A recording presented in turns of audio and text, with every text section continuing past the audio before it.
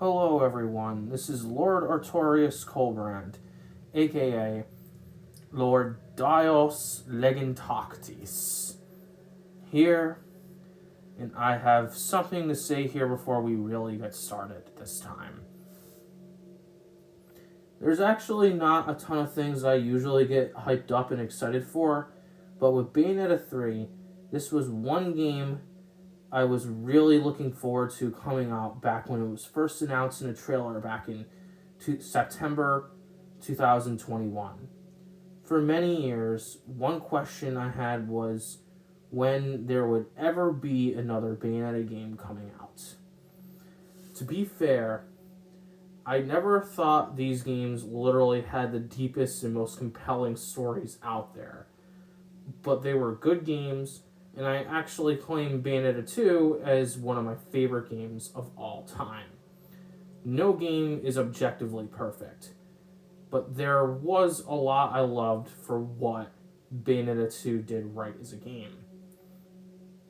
I thought it had great gameplay and a decent enough plot that didn't take itself too seriously, but I could just go along with it. When I first heard of Bayonetta 3, that news came to me as a shocker, and I was actually really excited when I first heard of it coming out at some point. It was my most anticipated game of 2022, and I was really hoping it would at least meet my expectations. Even if it didn't have the best story ever, I just hoped it would be at least competent enough that if it could be like the first two games, and I was also at least hoping that the game would still be fun to play. Sadly, this game was honestly extremely disappointing, and I actually thought it was easily the worst out of the three games. As a matter of fact, I would go as far as even saying that this was the most disappointing game I've ever played, which is saying a lot comparing it when I played Xenoblade Chronicles 2, and even against Tales of Arise, somehow actually being even more disappointing than that, which I said was the most disappointing game of 2021. If you've watched any of my videos, and you know that I've said that before. I haven't played Cereza and the Lost Demon, so I can't give you a strong opinion on that game, because number one rule as a critic is that you can never review a game unless you've actually played it, so it would be unfair ranking it alongside the other three games, so Bayonetta 3 would instead rank dead last on the bottom. I'm not sure exactly how good or bad Cereza and the Lost Demon is, so I have no strong opinion on that game. I thought the story in Bayonetta 3 was really bad, and the gameplay overall, just by itself, was a mixed bag. There were so many problems with this game's story and the way that it's written that I seriously don't even know where to begin. The biggest reason why the game's story actually sucks is because the game tries to write all these new concepts and ideas, but the problem is just that the game doesn't know how to manage them right in order to actually tell a story. The game lacks knowing how to execute these ideas effectively in order for them to actually work from a storytelling perspective. The ideas that Bayonetta 3 tries to show you are things like the multiverse, which is an idea where between Paradiso and Inferno, there are an infinite number of universes slapped between them. And other concepts involve introducing a new set of enemies called homunculi instead of angels, and a new character called Viola, which we'll talk about at great length later. Don't worry, we'll get to that. Before we continue, please like the video and subscribe to the channel for more awesome content. My subscribers are like a family to me, and each new subscriber I get is a new brother or sister I have with me on this channel. You guys mean the universe to me, and thank you for having consideration just hearing what I have to say about what I talk about on this channel, and, of course, in this video about this game. So anyways, moving on, and now onto the video. The problem with how this game portrays the multiverse is that it never actually feels like you're seeing anything that epic, and the game just makes it sound cooler than it actually is. The multiverse in Bayonetta 3 is some of the most boring shit I've ever seen in a video game. All that's really shown from it is that you see Bayonetta herself travel across Ganungagap, and she just travels across very small pieces of land on Earth fighting homunculi. It feels like the idea of different entire universes was just being over dramatic, and was just used as a ploy to trick people playing this game into thinking they were going to be on an epic adventure traveling across galaxies and shit, when in reality it was just done as a way to show off different versions of Bayonetta and Jean from other dimensions, and that's the most that you get out of this whole concept. In other words, it's just half-assed. It's not even cool with what even really happens with these other Bayonettas and Jeans. They just show up for a little bit throughout the game, and then they just end up dead. In fact, one of the biggest storytelling issues this game has is the fact that Bayonetta already dies in the beginning of the game. And this is what technically sets off the whole story it tries to tell. Bayonetta is shown struggling to fight what is actually the main antagonist throughout the game, named Singularity, and then she loses and gets killed. Right during this fight is also when we're introduced to one of the worst written characters ever in a video game, Viola. After she dies, she's sent to another dimension and falls out of nowhere from the sky. I'll be talking again about why I think this scene is so atrocious in the beginning later when I talk about the game's ending, but what happens right at the beginning of the game is the root of every problem the game has from start to finish. One big reason why is because we're never shown anything that happens with Bayonetta together with Viola that takes place before this supposedly tragic event that happens. Yeah, tragic. Don't even make me laugh. The reason why I bring this up now is because not only does it highlight a major problem with the story later on, but it also goes along with seeing that the whole concept of the multiverse and the way it's presented is complete bullshit. Not only is Bayonetta's death underwhelming several times that it happens, but when you think about it, the game just feels like it was only made with the intent of showing all these new things just to slap you in the face rather than do anything to flesh out these concepts to make them interesting. Oh, and by the way, Jean also gets the same exact punishment that Bayonetta gets throughout the entire game as well. Don't forget that. We'll talk more about all this later, but for now, I feel like it would be better to mention other things in the story that really make no sense. One character from all the games that raises a ton of eyebrows in this game is what happens with Luca throughout the game. For whatever reason, he's turned into this werewolf thing, and throughout the game, it really doesn't make any sense that from when he was a child, he started hearing voices in his head and eventually ended up turning into this weird thing known as the Twilight Strider that you fight as a boss throughout the whole game. You fight him 3 times, by the way. All the way until the ending of the game, you end up asking yourself, that if he really heard those strange voices in his head, then why was this never brought up before in Bayonetta 1 or 2? And yeah, I mean, like I already said too, altogether you fight Luca 3 times throughout the entire game. That should definitely be noted as well. In Bayonetta 1, his story was about how, for a while, Bayonetta was used as a scapegoat for him to believe that she was the one who killed his father. And for a while, Luca eats that propaganda up, because if you remember Bayonetta 1, of course, he did believe that Bayonetta was the one who killed his father. Until he comes face to face with Baldur, and it's revealed that Baldur was the one who actually killed Luca's dad.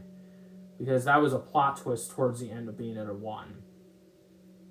The reason why I'm harping on this in particular is because not only does it really make no sense that Luca is just all of a sudden just some thing that he can't control inside himself, but it doesn't even make any sense when you think about it in context with the other 2 games, and the ending that this game has is really just a weak excuse this game tries to pull out of its ass to attempt justifying this nonsense. There's no reason this happens throughout the game other than the fact that the game just wants to make this shit up as it goes. And it's all just contrived for the sake of the plot. Not only that, but it even makes less sense when you think about the fact that Viola is actually the one going after Luca, and despite what's revealed later on, the game just stretches everything out for no reason, and Viola never even bothers stating who she actually is to Bayonetta and Luca, only so that way the game could just build up shock value, because of course. Now about the homunculi, because I'm sure you guys know that I have something to say about these guys. How these guys are just thrown at us for being the new enemies in the Bayonetta series. To be honest with you, I don't really have an issue with the fact that the series wants to give us different enemies to fight other than angels. I thought Bayonetta 2 at least did a better job at doing this by having Bayonetta fight demons sometimes rather than angels, because at least in that game, it made more sense with context in that universe. Like I said, I never thought that Bayonetta had literally the deepest story ever told in a fictional work, but that being said though, there were at least things in those other 2 games that at least worked from a storytelling perspective, and they were at least definitely better written, certainly, than anything that Bayonetta 3 had for a plot. I at least understood that because there were some phenomenon going on disturbing the trinity of realities, making demons betray their Umbra Witch masters, it was a problem, and it became a reason that Bayonetta had to fight demons. It was also because Jeanne was killed by Gamora, and half of that game was trying to rescue Jeanne's soul from being devoured in hell, where she would be gone for all eternity. The story was definitely not perfect in Bayonetta 2, but it was still drastically better than Bayonetta 3's plot, and that's because at least the other 2 Bayonetta games had better writing and context flowing together. Their world and their characters at least felt more believable, and there's certain things you could at least understand that happened throughout both of those games. With Bayonetta 3, though, these homunculi things are just kind of thrown at your face as new different enemies, and the game just feels more like it's telling you a different story of its own rather than do anything to connect with the other 2 games to build a whole storyline together. Like, why would all of a sudden Bayonetta be fighting homunculi rather than fighting angels? How come you fight angels and demons so scarcely throughout Bayonetta 3, but all of a sudden these homunculi are just now the main enemies in this piece of shit game? The game never even attempts to explain a reason for this, and it just expects you to go along with it like it doesn't even matter. Like, yeah, all of a sudden we just think angels are just not suitable for Bayonetta to fight as a main enemy anymore, so that way we can just replace it with other dumb shit because we need money, and we need to freaking just take all your money in your wallet, and we're gonna just blue ball our fans by not explaining shit, so that way we can actually understand what the hell is going on. The homunculi don't even look that cool. One thing I usually love about these games is how cool and unique the designs of the enemies look. Some of the angels and demons look totally badass and look pretty threatening and cool. Homunculi, on the other hand, in this game look like dispensed toothpaste. These assholes look more like shit you buy at Walmart when you're looking for Colgate toothpaste tubes than actually threatening enemies. And this game somehow actually expects me to take this shit seriously. You know what? Nah, no thank you. I also think that Dr. Sigurd is one of the lamest villains I've ever seen in a video game. Don't get me wrong, I never thought that Father Balder was a deep villain, but if there was a few things I could say that were actually cool about Balder was the fact that he was at least more mysterious with who he was, and he was at least more entertaining and had more purpose in the story than Dr. Sigurd. Balder wasn't a perfect villain, but he was at least a much better written antagonist than Dr. Sigurd, or as you want to call him, Singularity, as that's his like real title. Not only was it literally no surprise that Dr. Sigurd was the villain throughout the entire game, but it actually just makes everyone look like an idiot just for not for not just leaving him behind in that base, so he would already be dead, and there wouldn't have even been a final boss, because it would have been that convenient to just kind of end the game right there. It baffles me that this whole time Viola was working for this dickhead, and nobody really questions before rescuing him if he's actually the one behind all this dumb shit that happens, destroying every single universe he comes across with his stupid minions. I don't even get how he managed to get all this technology and resources to even build an army like this, and somehow just be able to have enough power to just look at literally every single universe. And yeah, I don't mean like planet or even like whole entire galaxies, but whole entire effing universes, and just literally destroy every single one like it's just shredding a piece of paper. Yeah, we could just literally destroy entire universes.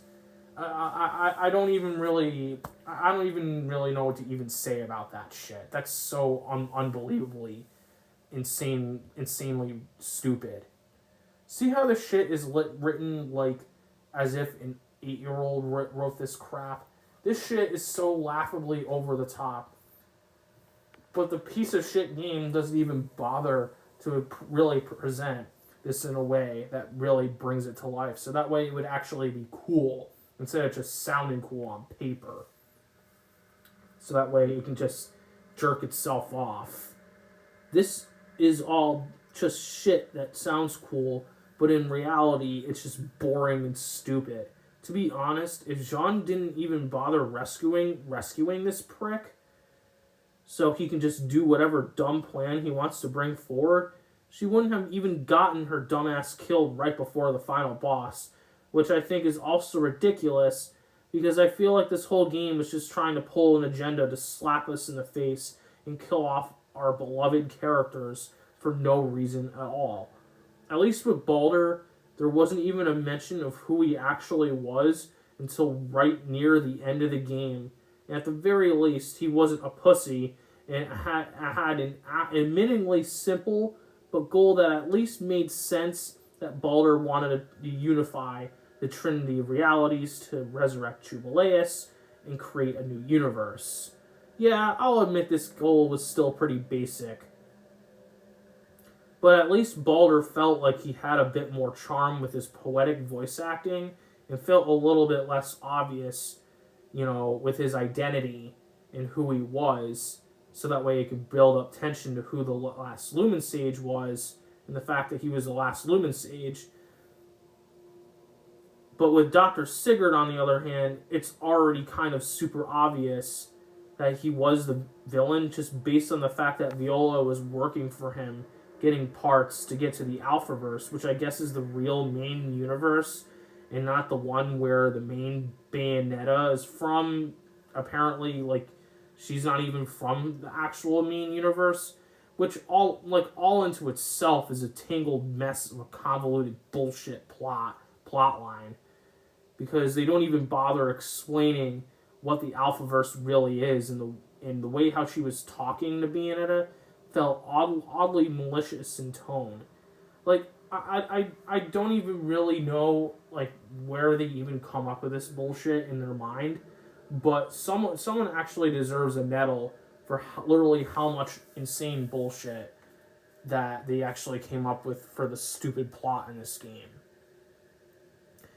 Nice how it's already a dead giveaway to who's behind everything, but it makes everything towards the end of the game so anticlimactic. Not to mention how this is literally the second time we see Jean die, and this time it actually just feels like the most contrived shit ever, especially when we know by now that it's possible to save an Umbra Witch from truly being gone forever, and when someone rescues their soul from hell by giving them a witch heart. Well, apparently John is just dead at the end of the game, and, apparently you just gotta deal with it, I guess. I don't know. This game makes absolutely no sense. These characters didn't have to die. The story just wants to pull every one of its strings together just to be like this, because this is just what wants to happen. Why some asshole in his derpy little freaking penis wheelchair was just able to kill a witch powerful enough that she gave a final blow to Lopter in the last game, and was Bayonetta's rival before Bayonetta fought and defeated Jubileus, the creator, is something I'll never understand. Singularity has to be one of the most boring villains I've ever seen in a video game. Not only does he not have any charisma, but he also just feels like a bland ripoff of Baldur from the first game. He's Baldur, but without the real level of intelligence, interesting poetic lines of dialogue, and nothing that even hides who he is. In fact, every single time after you defeat a boss fight, a cloud thing shows up near you, and each one of those scenes is basically like the scenes where each angel boss you fight in the game just mutters, "May Jubileus, the creator, grace you." So not only does the story not work because it's so poorly written and doesn't really flesh out any of its concepts to make them work from a storytelling perspective, but it's also just a weaker version of Bayonetta 1's story. Sure, there are some variations that make Bayonetta 3's plot somewhat different, but it still has a lot of the same core elements. Allow me to put this into perspective. Both games feature a subplot about Luca and regarding his past. Both games have a villain who's sort of mysterious and isn't really revealed until the end of the game. Both games have a mother-daughter kind of relationship built somewhere, and both games have a similar kind of lead up to the finale. The only difference is that Bayonetta and Jean in this game are actually working together this time, and you have the multiverse in Homunculi instead of Paradiso in Inferno being the main focus of the plot. It's technically the same story, just with a few things changed here and there, just to make it sound a bit different. Just a few minor tweaks is really all that's different. So all this is bad, right? I said how the game has problems with how it manages Luca's character, Dr. Sigurd being a boring-ass, comically evil villain, and the way they kill off Sean. The homunculi with how they're handled as enemies, and the beginning cutscene that has no context or thought put into it throughout the rest of the game. Well, all those problems are problems, but none of those issues I've described, like that I've brought up before, somehow even compare to literally how appalling the game's ending was. To be honest with you, this may have actually been the worst ending in video game history. Maybe it probably wasn't as bad as Mass Effect 3's ending, but the only reason why I even say that is because Mass Effect 3 didn't even have a final boss at the end of the game. So, to be fair, okay. I mean, I get that, if you want to argue that as a reason why Mass Effect 3's ending was probably worse. But other than that being said though, Bayonetta 3 at least has the second worst ending ever in video game history. That is over still so many things that would make your head spin. I absolutely hated the ending of Bayonetta 3. Everything that was already an issue throughout the game with its plot is actually amplified to such a degree that it's not even funny. The job of a story's ending is to wrap everything together in a bow and tie up loose ends to answer any questions you had throughout the game or any any story for that matter. An ending can make or break an entire story, and if you can't land everything on a satisfying note, everything that happened before can just be washed away. Because you're destroying everything that you've already built throughout the entire story. And you're just leaving gaping plot holes. Bayonetta 3's story never had a part of it that was ever honestly actually good, but everything before the ending ranged from mediocre, literally at best, and to be honest, that might even be a bit generous, to terribly written and dog shit at worst. The ending of this game, however, was literally appalling. I can't even honestly fathom how terrible the ending was. The ending makes what was already a bad story to begin with into what I actually believe is one of the worst written stories ever written in human history. Here's what happens at the end of the game. After all the bullshit that happened before, it's finally just revealed right in front of your face that Viola is literally Bayonetta and Luca's daughter. There are so many problems with this that I honestly don't even know where to begin criticizing this part of the game. Not only does it absolutely make no sense when you think about the beginning of the game, when it's just shown that Viola just falls out of the sky like some fairy tale bullshit because she's from another dimension, quote unquote dimension, and not time traveling, quote unquote time traveling to see her parents, but it also highlights everything that is also wrong with the fact that Bayonetta and her daughter are given no screen time together before the beginning, where the first incarnation of Bayonetta just dies right in front of her. If Bayonetta was really Viola's mom, then how come we're not even shown a time where apparently one day Luca and Bayonetta decide to just literally bone each other brains out, and through some satanic ritual create Viola together?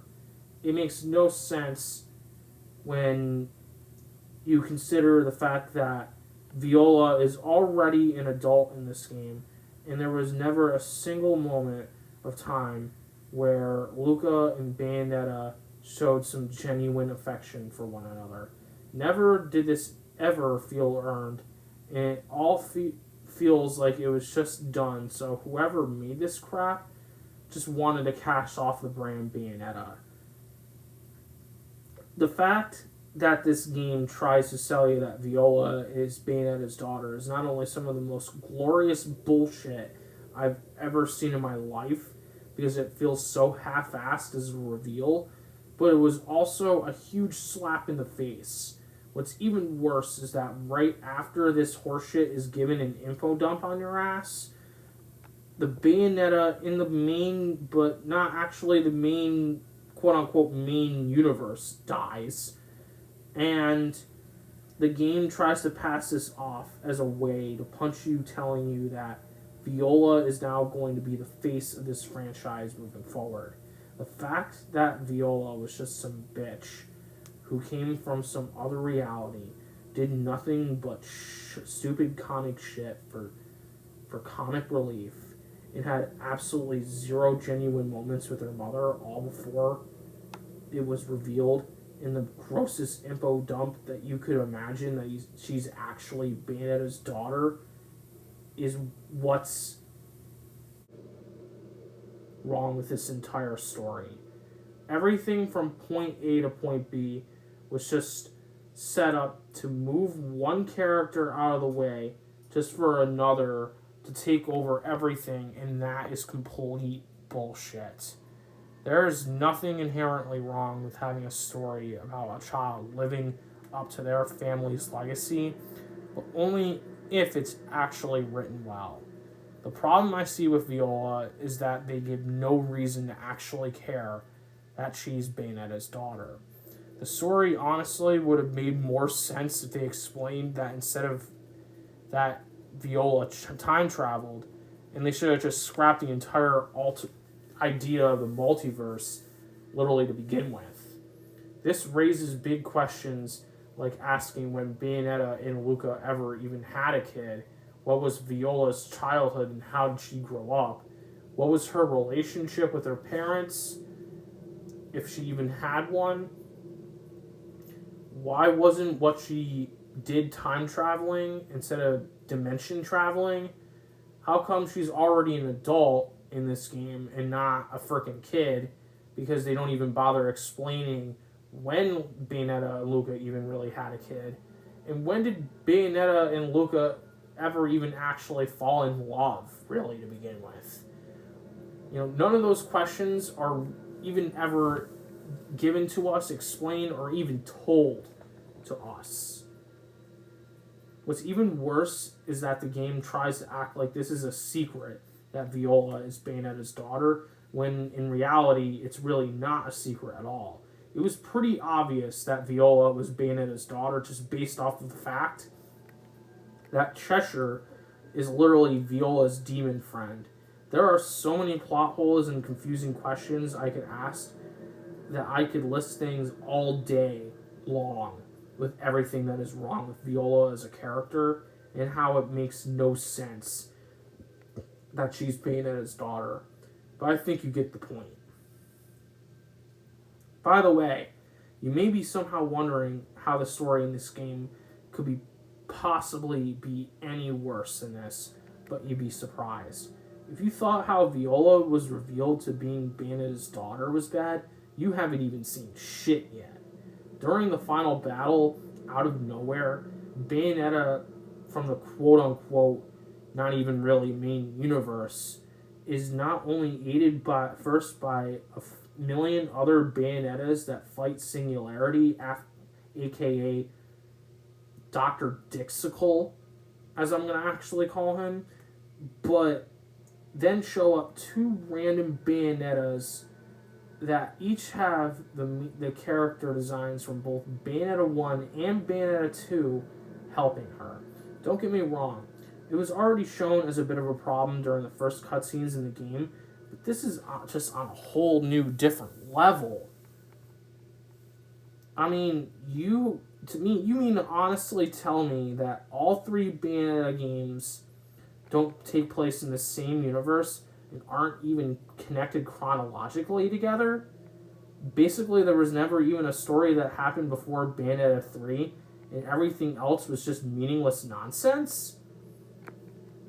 There are so many problems with this part of the story that I seriously don't even know where to begin.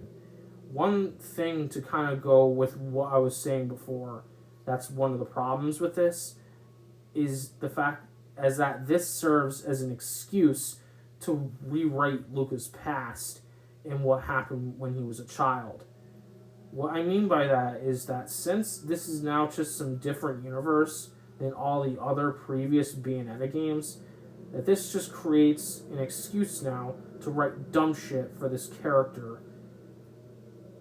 without having to think of what already happened, because it would take too much work to tie together what happened with Luca and his father from the first game and somehow connect it with what they're writing for this character in the third game. You know a story is bad when you try to get away with rewriting an entire character's past, but if you can believe it or not, that's just the tip of the iceberg. That's everything wrong with this part of the game. The next layer to this is the fact that when you actually think about the fact that both games before didn't even chronologically happen before Bayonetta 3, you realize that every single moment between Bayonetta and Luca before the ending was completely meaningless.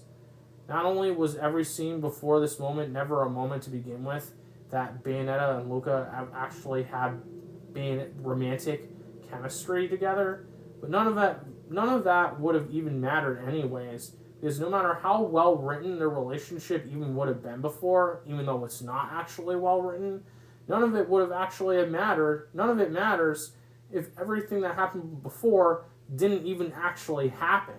So there's nothing even really building up to this. This game is basically telling you that Luca and Bayonetta in the other two games are just completely different people and have completely different pasts. There's no correlation between Bayonetta and Luca in Bayonetta 3 and the Lucas and Bayonettas in Bayonetta 1 and 2. Just trying to wrap my brain around all that convoluted bullshit actually gives me physical migraines. I actually feel my brain snapping vessels just from even attempting to process the insane level of putrid walrus piss that they are trying to sell you, that apparently that none of this bullshit was meaningful enough that it actually happened. When you think about it all together, that's the problem with this game's story. It feels like it was just written with the intent of pushing everything that was conceptually Bayonetta away and just completely change its formula for no reason. I'm not opposed to ever having something just a little different from typical games in the franchise. In fact, I actually recommend doing that more than not, because creativity is important. However, when your ideas for telling a story just try to sound cool and they don't you really have any depth to them, it all just feels shallow and falls flat. And that's a perfect way to describe the dehydrated piss story that Bayonetta 3 has. It's shallow, meaningless garbage.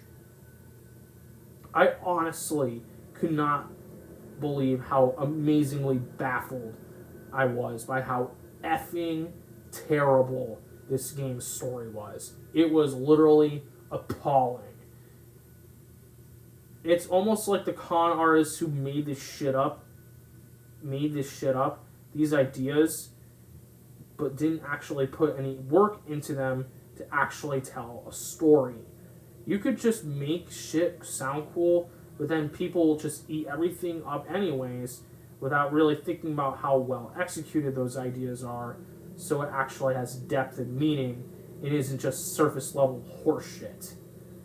Bayonetta 3 is an empty, hollow game with no soul or passion put into it, and it was just a money-making cash grab made by the greedy grubworms in Nintendo's corporation. Don't get me wrong, an idea like the multiverse or having a child at some point are all cool ideas that sound cool on paper, in taking over, a main character's legacy, if it's actually done well. But the problem is that the game doesn't try to find any way to actually make it all interesting and not just cheesy, boring slop. They didn't actually work on those ideas to tell a story or even try presenting them the right way it should have been done. So it's at least fun and engaging, and you could at least actually see what they're trying to show you. Unfortunately, all they really wanted to do was just shove Bayonetta down the toilet and just make a different character who's really just an asshole, the new main character in the series, even though she had nothing to actually deserve it. She did nothing to actually deserve it. They wrote her in the most half-assed way possible, just so that they could shove a different protagonist down our throat. Meanwhile, the character that is actually Bayonetta is just gone now. I don't have any issue with a game that wants to have a different protagonist, and I think that's fine when it's written well, but when it's just done to throw away characters instead of giving them a fitting goodbye so we could actually root for someone to take over their legacy, that's complete bullshit. Bayonetta didn't deserve to die like that. The game just wanted this because it just wanted to force its new shit down your throats. When you don't have a solid foundation of story beats going from point A to point B, you have no reason to buy what happens later on in the game. The story needed a lot more work put into it, and it needed actual moments between Bayonetta between Viola and her mother, Bayonetta, to feel more that it's believable that Viola would take over her legacy. It needed scenes where Viola would actually be developed as a character and actually show and not tell that she's Bayonetta's daughter. Sadly, we don't ever actually get those moments, and instead we just get it presented in the most forced way possible. This game has is just some of the most corporate, soullessly made shit I've ever seen cobbled together from any company making anything. By the way, in case if anyone was wondering why I compared Viola and Bayonetta's similarly to what happened in Bayonetta 1, that's because a large majority of Bayonetta 1's story was about the fact that Bayonetta was taking care of a younger version of herself, and young Cereza, and believed that Bayonetta was her mother. Bayonetta and Cereza are the same character. That is definitely something that you should also note as well. It's similar to the fact that Viola is actually Bayonetta's daughter, except it's actually written worse in Bayonetta 3 because of the fact that Viola doesn't even reveal that she's actually Bayonetta's daughter until right at the end of the game. At least in Bayonetta 1, there was some kind of bond between Bayonetta and her younger self, which led to her reason for becoming stronger as an adult. Yeah, it was still maybe a bit weird in Bayonetta 1, but at least it still had more purpose, and I understood that it was meant for Bayonetta's growth as a character, and seeing her younger self became stronger.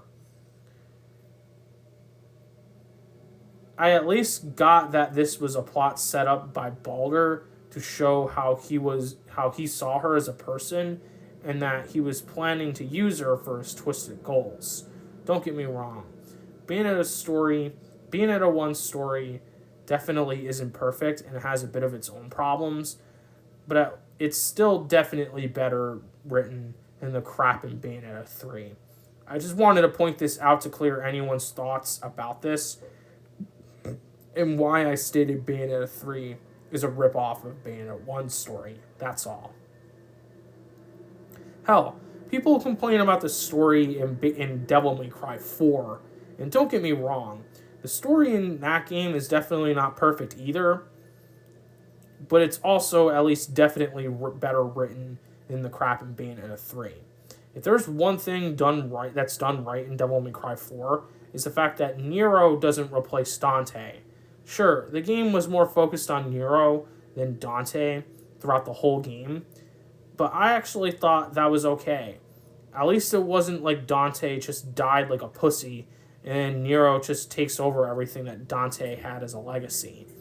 The reason why Devil May Cry 4 handles creating a different protagonist better is because at least Nero's story felt like it was kind of more its own thing, and Dante was just a part of it, and it handles it in a way where things can still continue from both sides.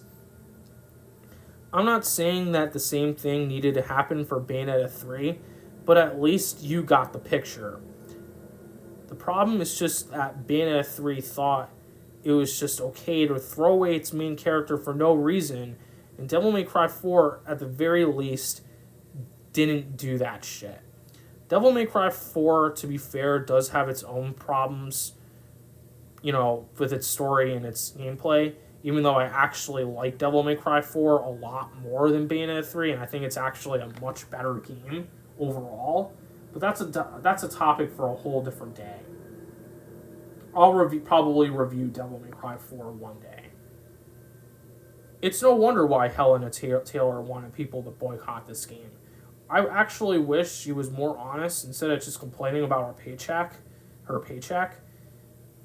I wish she actually just said the game was a piece of shit and ruins Bayonetta. Too bad she never actually went that far saying that. I know that if I was her, I would have just said that the game was just trying to throw away Bayonetta and kill this franchise, and all they want to do off of it is just make as much money as they could literally penetrate their cocks for your wallet for.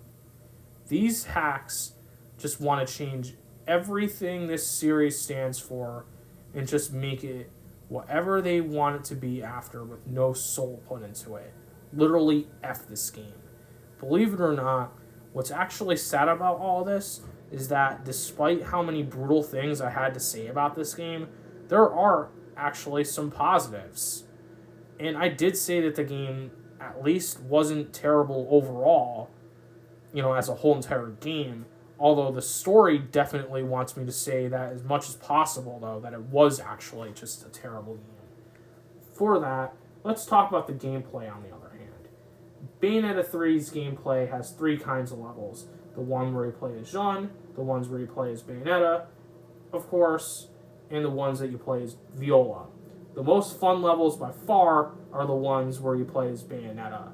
To this game's credit, I will say at least that it does keep the spirit the last two games had by keeping its fun combat system and adding a few new elements to make the game a unique experience.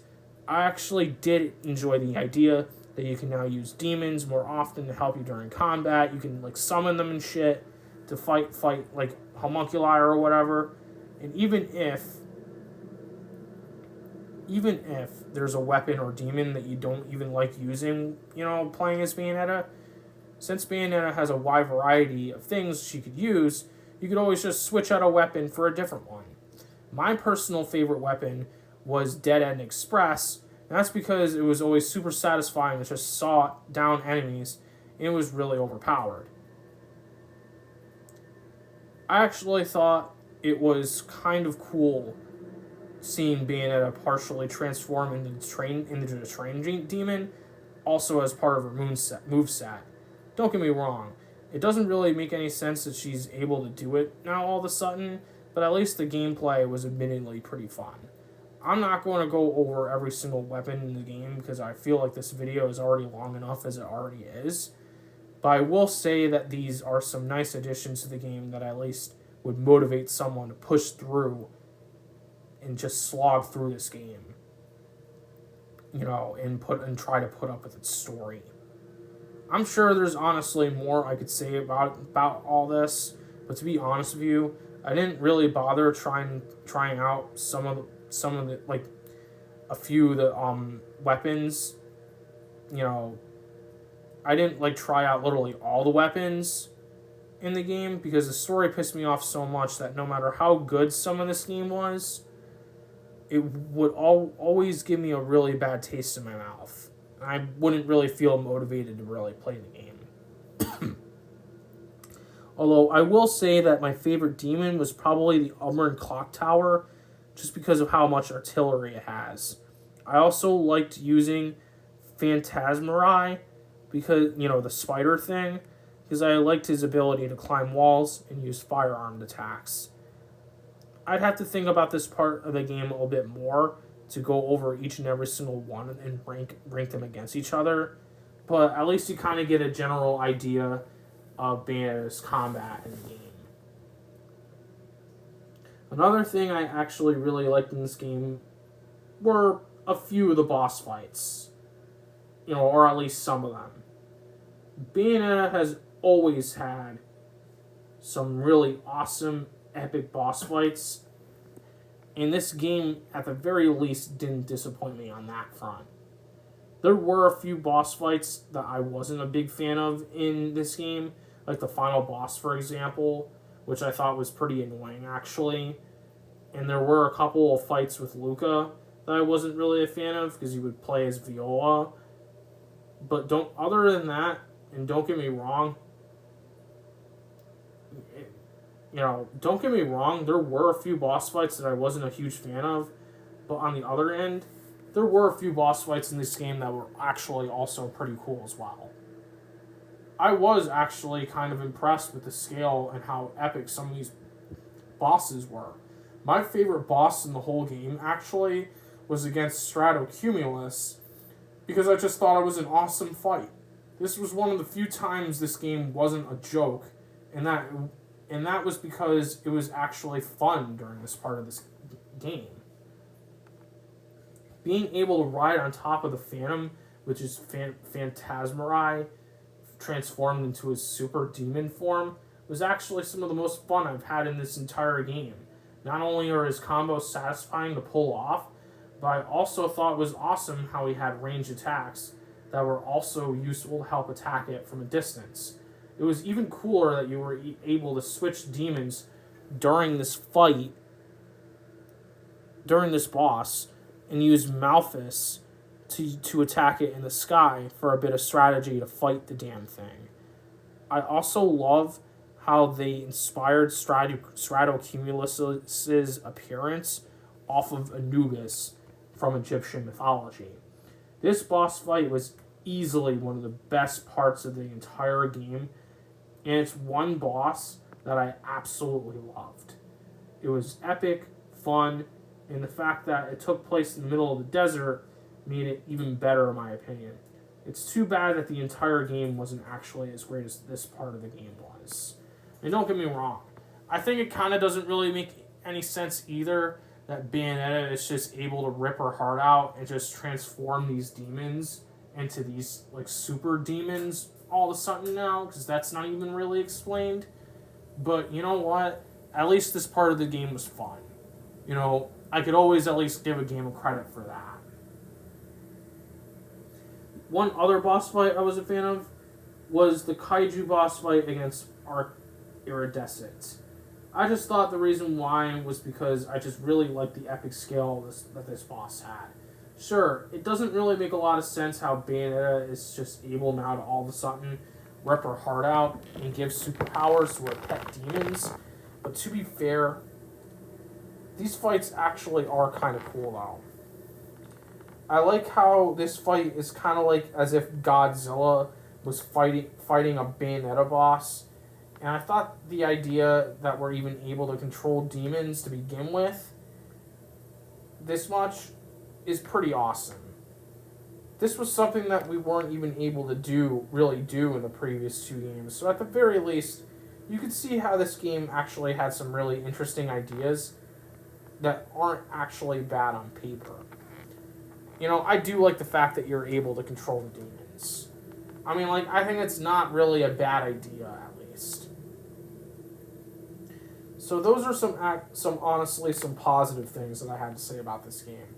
I would be lying if I said that there wasn't at least something good about this game. And to be fair, there were still some things that this game got right. I definitely don't think that it's literally one of the worst games ever made when you compare it to something like the Lord of the Rings Gollum. For a Bayonetta game, it's just that I expected a lot more from it. And I'm sure you can see that based on everything that I've said about this game so far. There are a few good things that this game has. And I think you can see that. But it's just all gets pushed down and is tainted when you think about just how many bad things this game also has. And then it just ruins your whole experience playing this game. I think half of this game is actually pretty damn fun sometimes. However, the rest of this game is either boring or really frustrating. We've gone over a bit why I think Bayonetta is the most fun character in the game. On the other hand, I dread every single level that you play as Viola. One of the biggest reasons why Viola is less fun to play as than Bayonetta is because of the fact that Viola's Witch Time doesn't even work that very well. Witch Time is a very essential part of the gameplay in Bayonetta because it allows the player to slow down time to inflict combos on enemies.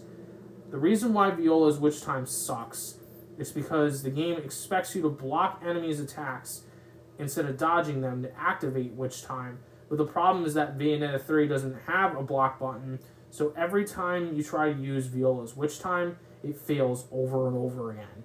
This is even more infuriating when you have to use Witch Time in order to clear Muspelheim stages in each level, and it requires you to use Witch Time, and it just doesn't work. This is one of the reasons why Bayonetta is the most fun character, is because Witch Time is still easy to activate when you play as her, at least. Every Bayonetta veteran player would know that in each game, Witch Time is activated when you precisely dodge enemy attacks at the right time. The fact that these people who made this game designed a character's moveset without really thinking of how it would affect the player is beyond baffling to me. Like, they didn't even think to themselves, hey, well, would we be actually able to play as this character, right? And, well, if we can't even freaking, do one of the most essential things to even, land, combos, so that way we're not, screwing up playing this game. Yeah. As if Viola wasn't already a character you'd hate already enough. Even with bad characters like Sia from Hyrule Warriors, one thing I could still say about her is that she's at least fun to play as. You really wanted to find every single possible way to bury Viola's character to the ground as much as possible, didn't you? Not even one single redeeming quality about her, huh, guys? This is also why a couple of boss fights against Luca are infuriating, because if you're having trouble activating Witch Time, you're literally going to be effed in combat, and just wait until you see all your health bar go straight down the toilet. There's also the fact that unlike Bayonetta, who has a wide variety of weapons and demons to choose from, Viola only has one demon and one weapon. That means if you're not a fan of her combat, then the game says, too bad, you're going to stick with what shit we give you, and that's it. Cheshire is not a fun demon to play with. His attacks barely deal any damage, and he's likely always going to be killed because the people who were higher up on the ladder decided to beat their slaves working and developing this crappy game, decided to make Viola not fun to play as possible. Her demon fairy power-up that she pulls out of her ass also doesn't help her combat that much either.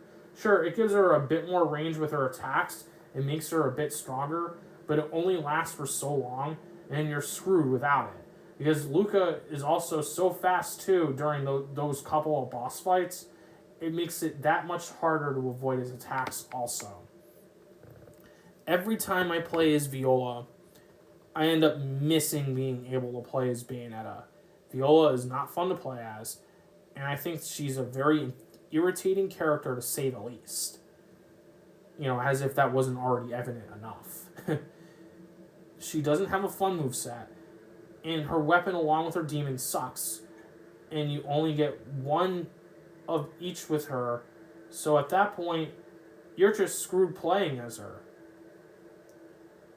Because she also uses a grappling hook instead of powers like what her mother has, her recovery is also unstable and hard to control. And don't get me wrong, the fairy power-up kind of helps her recovery a little bit, but you have to actually deal with her grappling hook before you even get that power-up.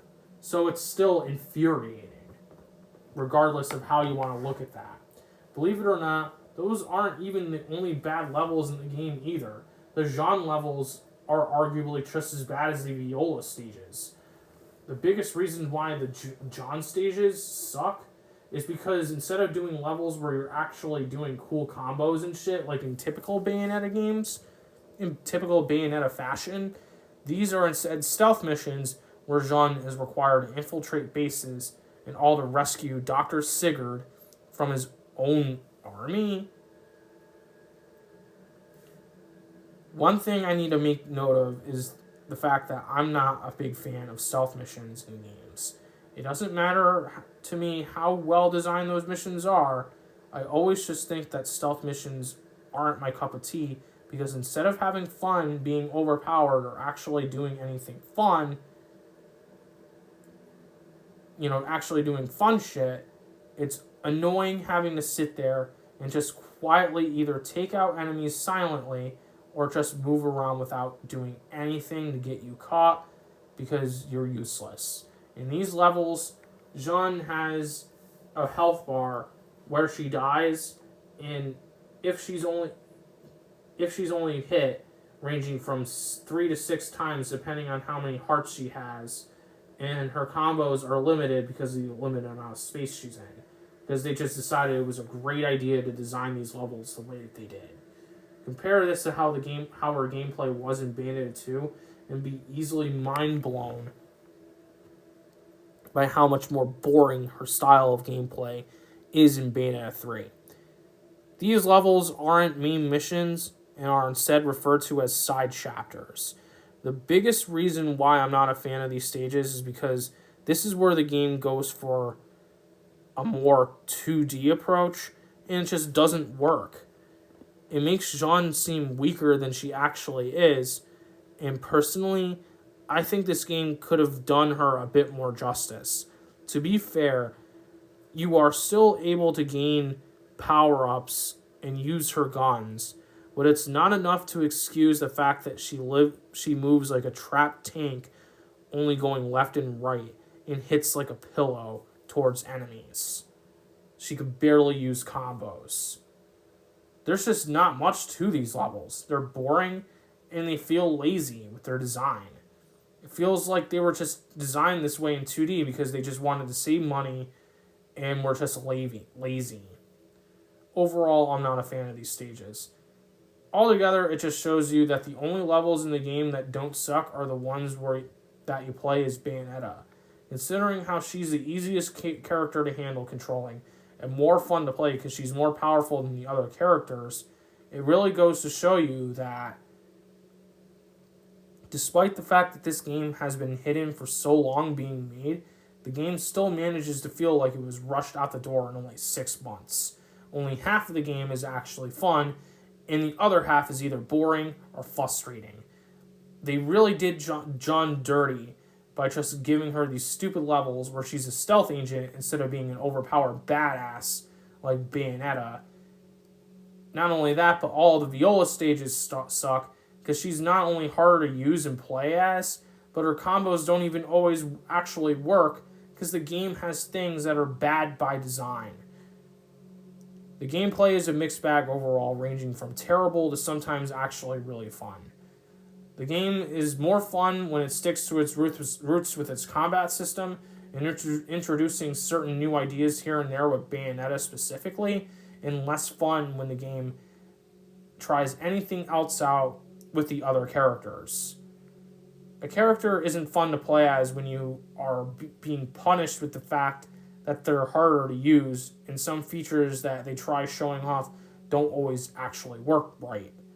A character also isn't fun when her only purpose instead of fighting is just that she's just a puppet for the plot and only does stealth when she's actually very powerful and capable of fighting someone who could just shatter entire buildings with just using their skull. The game feels too unbalanced.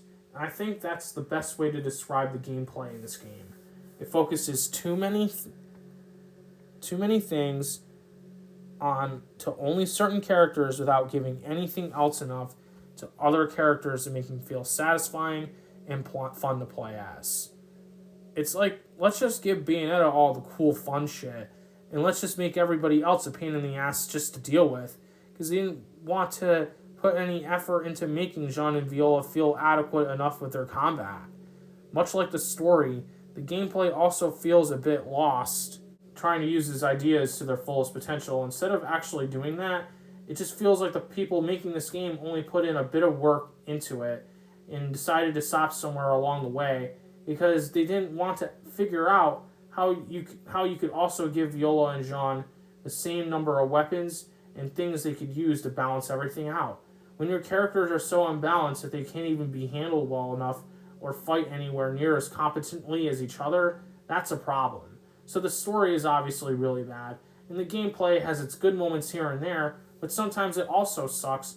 But what's next? Well, I think all that's left to discuss really is the game's soundtrack. To be fair, I don't think all the music in this game is that bad. There are a few tracks here and there that do sound pretty nice. Like, for example, I do like the Gnungagap theme that's in this game because it sounds eerily dark, but at the same time calm and relaxing. That being said, though, I'm going to be brutally honest with you. Bayonetta 3 has the weakest music out of all three of these games. Compared to Bayonetta 1 or 2, none of the tracks of music in Bayonetta 3 really reach the level of just how well composed the music is and how much of an ambient feel those other two games have. Compared to God Sings in Bayonetta 1 or some of the ambient soundtracks in Bayonetta 2, Bayonetta 3 falls a little flat in that regard. I also think that Moonlight Serenade is just honestly not as good of a song as Fly Me to the Moon or Moon River. It just doesn't have as good of a rhythm, and it just doesn't sound as nice or as cool as Fly Me to the Moon or Moon River. Like, it just doesn't really sound like it really hits that well. And I just don't think that it was really the best choice for a soundtrack. As for Moonlight Serenade, it just feels like it was picked simply only because it has moon somewhere in the title, and they just went along with it. I feel like there's a problem when you have weird standards where you don't actually care about the real quality of the music, and instead you only pick something simply because of a word that's in the title. It's just cheesy and doesn't really make any sense to me.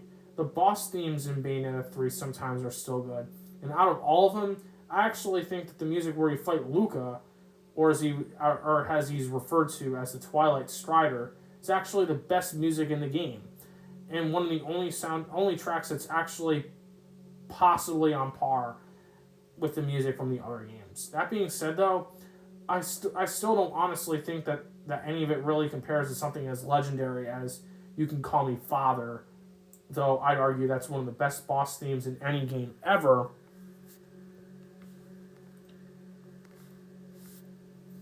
Or any part of the music where you fight the Masked Lumen in Bayonetta 2, as that was literally one of the greatest designed boss fights ever programmed in a video game altogether, just being honest. I also didn't really like Viola's theme song that much either, by the way. Not that it was even really that bad, but my problem with it was just that punk music just doesn't really fit the tone of Bayonetta that well.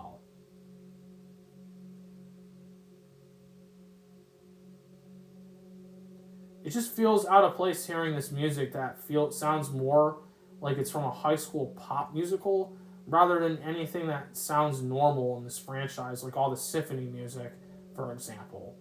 I'm just not a huge fan of Ghost as a song. With music overall that also feels kind of flat compared to the other games, along with everything else that I pointed out,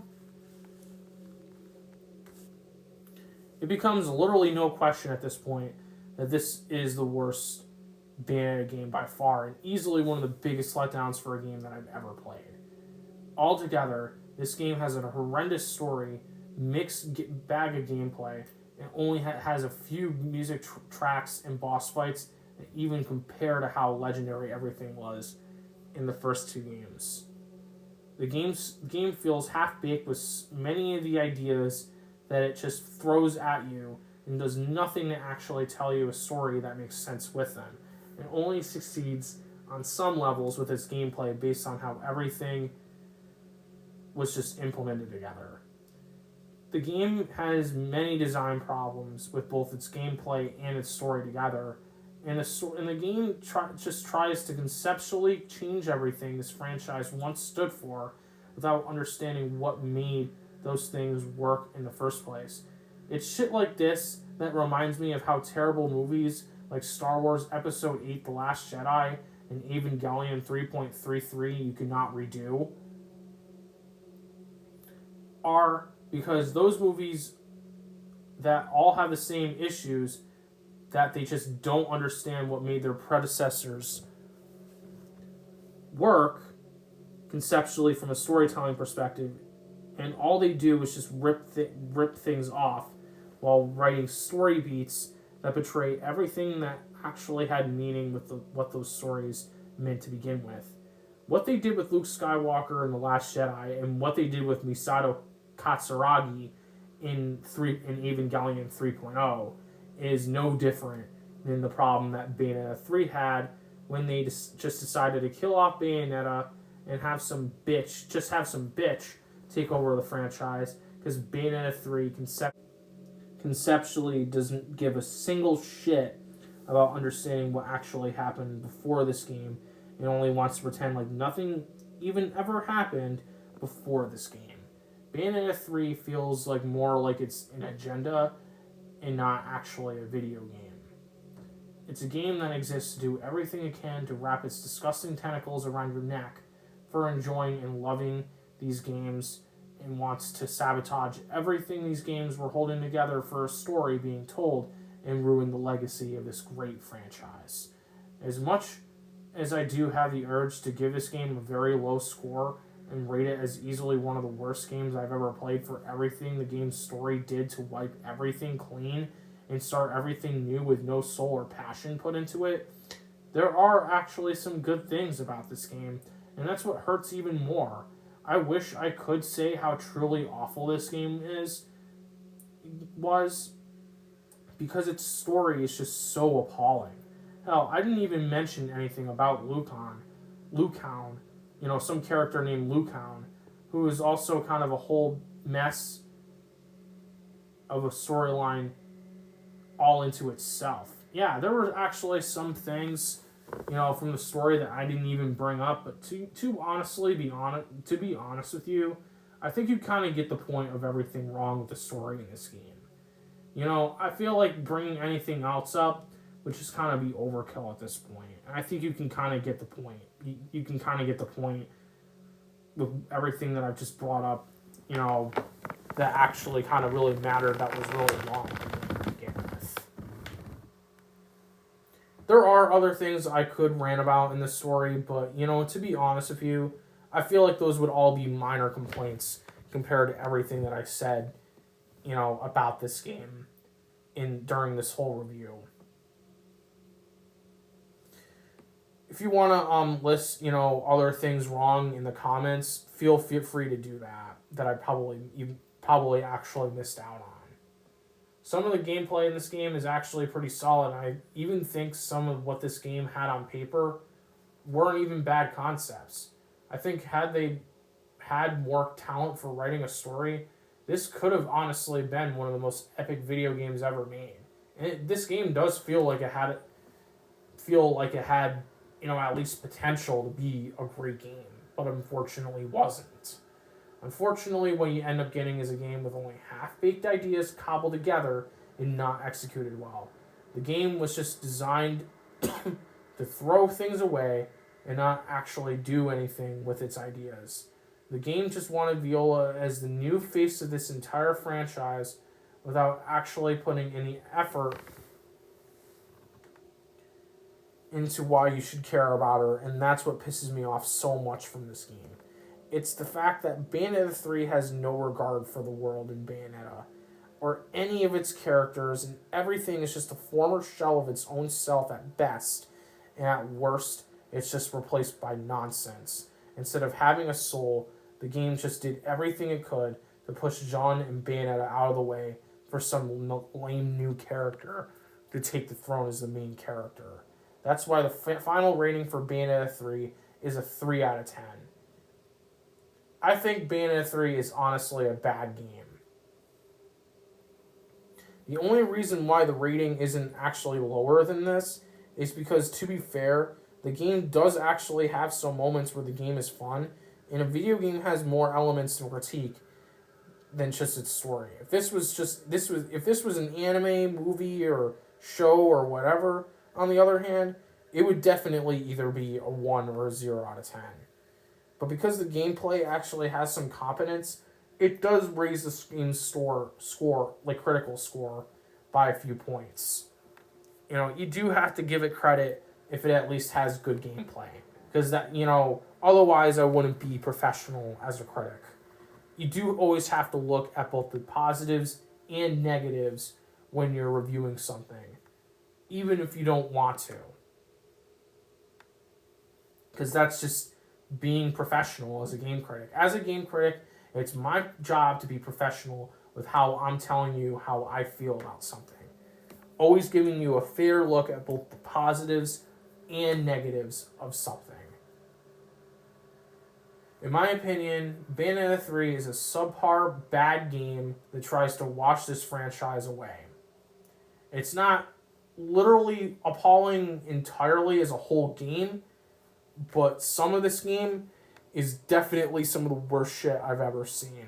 It does have at least one of the worst stories I think I've ever seen told in a video game. I could at least definitely see that. Because this was also my most anticipated game in 2022, that just makes it means even more that this game was easily one of the most disappointing games that I've ever played. I can't believe that I'm saying this, but even Xenoblade Chronicles 2, Tales of Vesperia, and even Tales of Arise weren't as disappointing as this game, and that is truly saying a lot. As a matter of fact, this was no exaggeration the most disappointing game I've ever played. And I'm not even kidding with you. I truly expected more out of this game. I've expected more out of this game than just robbing Bayonetta from being the main character and replacing her with some tasteless bitch from hell who they just pull out of their ass that Viola is Bayonetta and Luca's daughter, and that's just a reason to hand everything over to her, including Bayonetta's name, as an extra slap in the face. So anyways, that's my opinion on Bayonetta 3. Please let me know in the comments what you thought of this game, if you played it or even if you haven't played it. Did you like it? Did you hate it? Or did you feel mixed about it and feel like it was maybe average? Please like the video and subscribe to the channel for more awesome content, and thanks for watching. This video was made with the intent of opening discussion on the topic of Bayonetta 3 and to add my overall take on the game to the rest of the world. I respect everyone's opinions, and this is just my personal take on the game. Thank you so much for watching. You guys are like a family to me, and I really do deeply mean that. I love every single one of my subscribers. Thank you so much for supporting my channel.